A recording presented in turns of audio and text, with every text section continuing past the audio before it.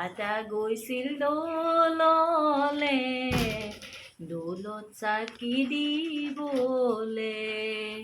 দাদাই চাকি জ্বলালে বাৰে বাৰে নুমালে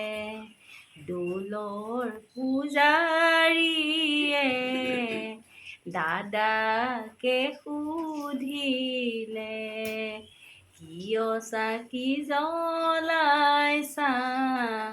কিয় বাৰু আহিছা তোমাৰ মনৰ কল্পনা সিদ্ধি নহ'ল হ'বলা মনে পতা পুখুৰীত কোনে দিলে জপনা দেউতাই দিলে জপনা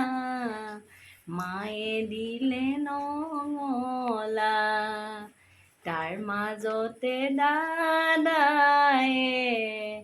ভাঙি দিলে কল্পনা